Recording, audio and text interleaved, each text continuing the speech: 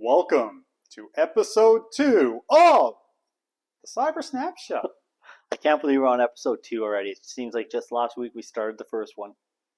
We did just start it last week. Right. Fair enough. Right? Yeah. So, bite-sized bits. We got some feedback. You're looking a little bit happier today. What's up with that? Feedback has all been positive. I'd say the only comment I got is I looked a little stern-faced in the last one, and that is simply because I'm getting over a cold, and I was a little worried that I would start coughing. At me? On me? On you, and then you would run away. We were pretty close last time. I know. Were you okay? I was okay. I'm nagging cough. We got the plant here today to make sure it keeps me more protected from you. Yeah, that the plant actually creates positive airflow, so we have that here. Excellent. Yeah, so, I think it's a great idea. What are we going to talk about today? I thought we would talk about data protection, security, and architecting a secure environment for backup. Oh, so secure environment for backup, right? So almost like zones of sorts? Yeah, we call them resiliency zones. And I know resiliency seems like the buzzword in the industry right now. Everybody's using it, but it's I think very accurate. Bingo? Yeah, it's vendor bingo. That and what's another one? Zero Trust. We'll probably bring that up today too. Fair. Yeah. So yeah, resiliency zones.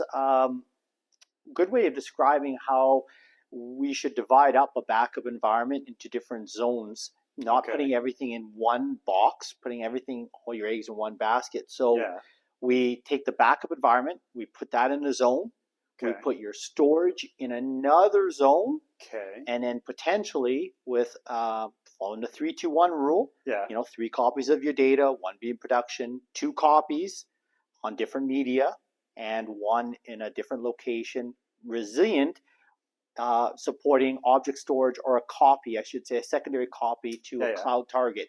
So each of them is their own separate zone, meaning if one gets compromised, you still have your data, you still have your system. If somebody tries to compromise your storage, and hopefully you're using immutable storage, meaning write once, read many times, backup guys can't delete it, they can't corrupt it, they can't encrypt it, you're always going to be able to get your backup environment up and running, which is the name of the game. It's about getting businesses back up and running as quick as possible. Well, the whole reason you do data protection is to be able to hopefully restore in case you need it and as fast as possible.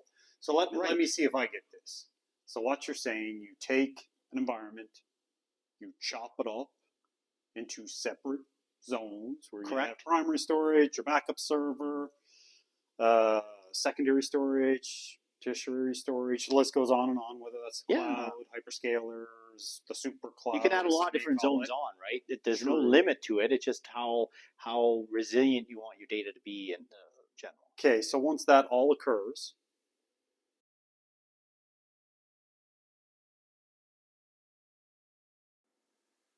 is there something about it that makes a lot of sense when it comes to that other word we were talking about, zero trust? Zero trust, yeah, 100%. I like to think of this as, what is a malicious threat actor when they try to attack your environment going to do? And obviously ransomware is top of mind these days.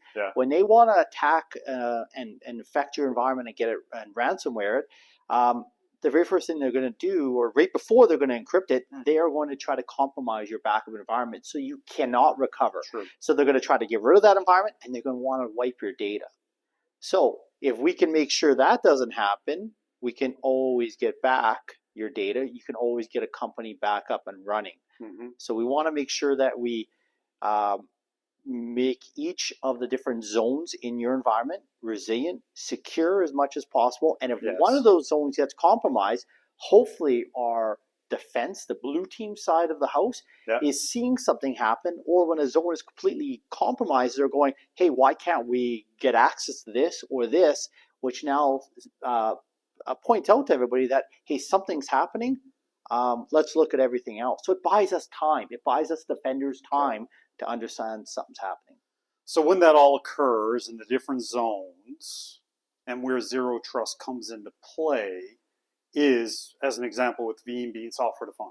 Correct. The VM itself would hold credentials to certain things, but in most cases, we don't own the primary storage. So we're authenticating to it, and there's a not trust that happens where it has to trust authentication each time. There's a one-time. We can do a one-time, and we don't store any credentials. So and that's for the hardened repository. Correct. But talking to that primary storage, now there's a different authentication mechanism actually verifying should there be a trust there.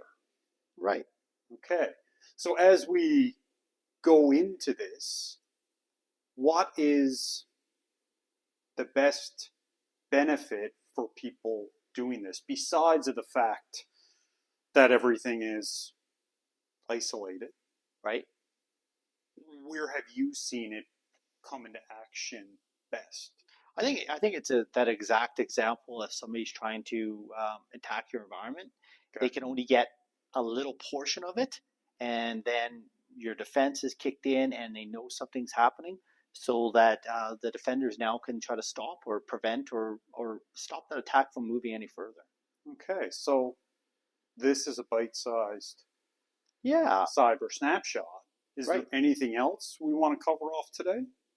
I don't think today. I think the biggest point I wanted to make really is that security and a backup environment, no matter how you want to look at it, you got to start with the architecture, the design. If you set the design to be efficient, secure, then you build on top of that. So it's like a foundation piece. Make sure you get the architecture correct, and then you start building onto that. And I think that's where we should go for our next episode, is now talking about one particular zone like the backup environment and how we can secure that. I love it because it's zero trust resiliency zones. 100%.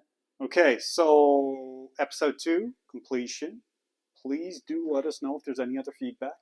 I hope Derran, he smiled a lot. I hope I did. I hope I did more. Right? I don't think he looked that upset. Maybe I looked upset this time. I don't think so. But anything you want us to talk about, any feedback you can provide, please do. Yeah, absolutely. Thank you, everyone. Thanks.